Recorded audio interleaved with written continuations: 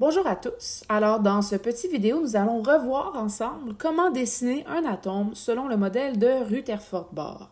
Pour être capable de dessiner un atome, toujours selon le modèle de Rutherford-Bohr, vous allez avoir besoin de votre tableau périodique, puisque toutes les informations qui vont nous permettre de faire le dessin correctement, on va les trouver où? On va les trouver dans le tableau périodique. Alors, premièrement, avant de tout de suite sauter au tableau périodique, on va revoir ensemble qu'est-ce qu'on a besoin de connaître pour pouvoir faire le dessin correctement. Alors, première information dont j'ai besoin, c'est le nombre de protons qui se trouvent dans mon atome.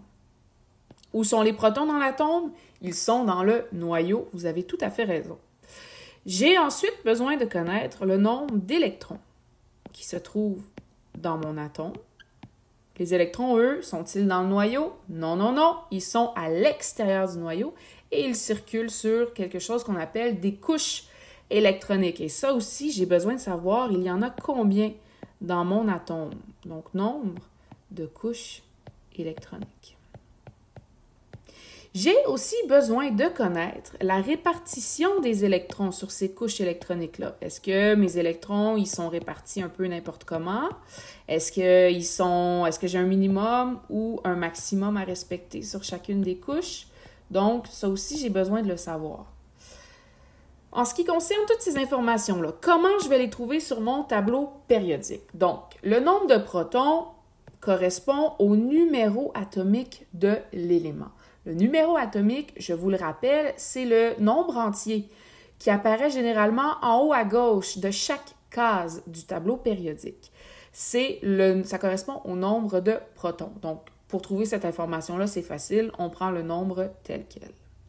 Pour trouver le nombre d'électrons, ça aussi c'est facile parce que les atomes, à la base, on dit qu'ils sont neutres. Ça veut dire qu'ils ont autant de charges positives que de charges négatives. Donc, si je connais le nombre de protons que possède mon atome, je peux aussi indirectement connaître le nombre d'électrons. Donc, le nombre d'électrons, il est aussi relié au numéro atomique de mon élément. Ensuite, pour avoir le nombre de couches électroniques, je vais regarder le numéro de la période. Une période, dans un tableau périodique, on regarde de façon horizontale, ça correspond à une ligne. Je vais vous montrer ça tantôt avec le tableau périodique. Et pour connaître la répartition des électrons, je dois faire référence à ce que j'ai vu dans le passé et je vais devoir aussi regarder le nombre d'électrons de valence. Je vous rappelle, les électrons de valence, ce sont les électrons qui sont situés sur la dernière couche électronique de mon atome. Cette dernière couche électronique-là, je vais l'appeler la couche périphérique. Alors, je vais dans mon tableau périodique. On va prendre comme exemple, on va essayer de faire le modèle de Rutherford-Bohr, le dessin du silicium, l'atome de silicium qui est juste ici. Alors, premièrement, tantôt, j'ai dit je dois regarder le numéro atomique du silicium. Dans ce cas-ci, le numéro atomique du silicium, il apparaît juste en haut. À gauche, c'est le numéro 14. Donc, le numéro atomique de mon atome de silicium, c'est 14. Ça, c'est réglé. Ensuite, j'ai besoin de savoir combien il a d'électrons, mon silicium. Comme je l'ai mentionné toujours tantôt, je sais que le nombre de protons et le nombre d'électrons doivent être les mêmes. Donc, si j'ai 14 protons, eh bien, ça veut dire que je vais avoir 14 électrons aussi en plus. Ensuite, je dois vérifier sur quelle ligne se trouve mon atome de silicium. Alors, quand on parle de ligne, on regarde à l'horizontale. Donc, on a la période ou la ligne numéro 1, on a la période ou la ligne numéro 2, et on a la période ici ou la ligne numéro 3. Donc, mon atome de silicium, il est sur la troisième période ou troisième ligne. Ça veut donc dire qu'il a 3 couches électroniques. Et là, faites attention parce que souvent, ce que je vois comme erreur dans les examens, c'est que les élèves oublient de compter la première période lorsqu'ils comptent pour trouver les couches électroniques de leur atome. Parce que, sur la première ligne, on a seulement 2 éléments. On a l'hydrogène, on a l'hélium. Ils sont seulement 2 sur cette période-là. Par contre, faites attention, ça compte quand même comme une ligne, ça compte quand même comme une période. Donc, faites attention, là, surtout si votre élément est situé là, dans une de ces familles ici, là, soit celle-là ici. C'est facile d'oublier que il y a une ligne qui est supposée aller là, ici, en haut. Donc, ne pas oublier de compter cette période-là quand vous voulez trouver le nombre de couches électroniques de votre élément. Une autre information que je retrouve dans mon tableau périodique qui peut m'être très utile lorsque je veux faire le dessin de mon atome selon le modèle de Rutherford-Bohr, eh bien, c'est tout simplement le nombre d'électrons de valence. Alors, on regarde le numéro de la colonne et on ne regarde pas n'importe quel numéro, on va regarder le chiffre qui est noté en chiffre romain. Donc, vous voyez ici 3, 4, 5, etc., etc. C'est ce chiffre-là qu'on va regarder. Vous regardez aussi seulement ceux qui appartiennent à la catégorie A. Si vous regardez au centre de votre tableau périodique ici, le numéro des colonnes, il apparaît en chiffre romain, mais il y a un petit B qui suit ce numéro-là. Ces éléments-là constituent une catégorie, une famille à eux, et cette famille-là, on les appelle les métaux de transition. Les métaux de transition sont un peu particuliers. Ils n'observent pas les mêmes règles que les autres éléments du tableau périodique. Donc, c'est pour ça que ceux-là, on ne les étudie pas vraiment cette année. On les met un peu de côté et surtout, on n'en tient pas compte lorsqu'on veut compter le numéro de la famille ou le numéro de la colonne. Alors, mon silicium, il est toujours ici, il n'a pas bougé. Je vais regarder en haut, le numéro qui apparaît en haut de la colonne, le chiffre romain, c'est 4. Ça veut donc dire qu'il a 4 électrons de valence. Si jamais vous avez un tableau périodique qui ne possède pas les différents numéros des familles, c'est très simple, vous savez compter. Vous commencez par la famille où il y a l'hydrogène, la colonne où il y a l'hydrogène, ça fait 1, 2. On saute par-dessus les métaux de transition du milieu. On est rendu à 3, 4, 5, 6, 7 et 8.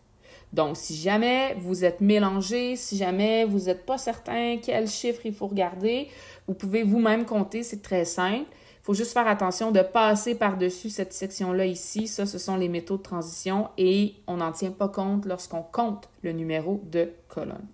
Donc, silicium, si je résume les infos que j'ai, 14 protons, 14 électrons au total, répartis sur 3 couches électroniques et 4 électrons sur la dernière couche électronique. Donc, j'ai trouvé toutes les informations dont j'avais besoin à partir de mon tableau périodique. Je suis maintenant prêt et prête à faire mon dessin. Alors, je vais commencer par faire un cercle au centre. Ce cercle-là va représenter mon noyau. Quelles particules subatomiques retrouve-t-on dans notre noyau? Ce sont les protons. Dans le cas du silicium, j'en ai combien de protons? J'en ai 14. N'allez pas faire 14 petites boules représentant les protons. 1, ça va vous prendre du temps. 2, ça ne sera pas très clair. Et 3, ça va prendre énormément d'espace sur vos feuilles. Alors, ce qu'on fait, pour abréger le tout, on va tout simplement écrire le nombre de protons. Donc, 14 P+. Donc, je vous rappelle, l'abréviation de protons, ce qu'on utilise en sciences, c'est P+. Ensuite, je vais aller tout de suite dessiner mes 3 couches électroniques que je vais représenter aussi par des cercles. Donc, couche numéro 1, couche numéro 2, couche numéro 3. Voilà.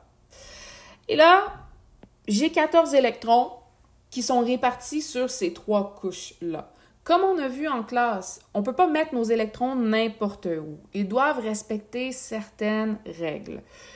Ce que vous pouvez faire, moi ce que je ferais en fait là tout de suite, c'est que j'irais placer mes 4 électrons de valence. Je n'ai pas besoin de me casser la tête, je sais déjà où ils sont sur la dernière couche. Donc sur la dernière couche, je vais aller dessiner mes 4 électrons de valence. Donc je les représente par une petite boule et je fais un petit moins à l'intérieur pour montrer que ce sont des particules qui sont de charge négative. Donc j'ai placé 4 électrons sur un total de 14, il m'en reste combien à placer des électrons? Il m'en reste 10. Donc, comment je vais les faire? Est-ce que j'en mets 5 ici, 5 ici? Est-ce que j'en mets 10 sur une couche et pas du tout sur l'autre? Non, il y a des règles à suivre et ça, on les a vues en classe. vous savez qu'on ne peut pas avoir un nombre infini d'électrons sur chaque couche. Chaque couche peut contenir un maximum d'électrons. Plus on s'éloigne du noyau, plus ma couche peut contenir d'électrons. Plus je suis proche du noyau, moins ma couche peut contenir d'électrons. Alors, on a vu en classe que sur la première couche électronique, qui est celle-ci, la plus près du noyau, je ne peux avoir qu'un maximum de 2 électrons. Alors, je vais les dessiner. Électron numéro 1, électron numéro 2. Là, j'en ai placé un total de 6 électrons. Il m'en reste donc 8 à placer. Où vais-je les mettre? Ben, je n'ai pas trop le choix. Il y a juste un endroit où je peux les mettre, c'est sur ma deuxième couche électronique. Donc, je vais aller les mettre ici. 1, 2, 3, 4, 5, 6, 7 et 8. Et voilà, ça, c'est l'atome de silicium dessiné selon le modèle de Rutherford-Bohr. C'est pas plus compliqué que ça. Petit rappel pour les couches électroniques et les électrons. Comment ça fonctionne pour un atome? C'est que l'atome, il va remplir la couche électronique la plus proche du noyau en premier. Donc, il va remplir cette couche-là en premier.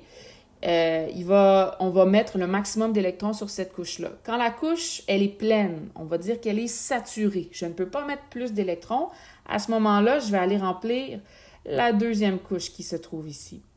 Et quand celle-ci est pleine, eh bien, encore une fois, je recule un petit peu et là, je vais aller remplir la troisième couche. Et dans le fond, on continue comme ça tant qu'on a d'électrons à mettre sur nos couches électroniques.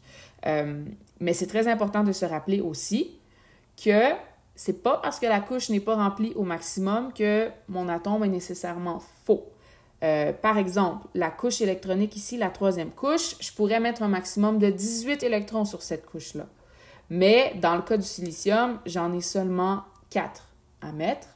Donc, c'est correct. Je peux juste pas dépasser 18, mais je peux en mettre moins. Ça, il n'y a aucun problème. Par contre, tant que cette couche-là ne sera pas pleine, eh bien, je ne pourrai pas aller remplir une autre couche hypothétique. Donc voilà, pour terminer, mon superbe atome de silicium dessiné selon le modèle de Rutherford-Bohr. Il est possible aussi qu'on vous demande de faire le dessin et aussi d'identifier les différentes parties de l'atome. Ça, c'est très simple. Vous avez ici les électrons, vous avez ici la couche électronique. Je vais écrire en abrégé. Vous avez au centre les protons et ça ici, cette structure-là ici, c'est le noyau comme ça ici. Donc, ce qu'il faut retenir de cette vidéo-là, surtout, c'est que le tableau périodique, c'est vraiment un outil essentiel pour être capable de faire le modèle de Rutherford-Bohr. Vous devez être capable de naviguer dans votre tableau périodique et de faire ressortir les différentes informations dont vous avez besoin pour être capable de faire ce dessin-là. Donc, si c'est quelque chose avec laquelle vous avez de la difficulté, je vous conseille fortement de vous pratiquer. C'est facile, vous pouvez vous pratiquer par vous-même. Vous choisissez vous-même un atome du tableau périodique, un élément du tableau périodique, et vous essayez d'en faire le dessin selon le modèle de Rutherford-Bohr. Donc, ça conclut ce petit vidéo.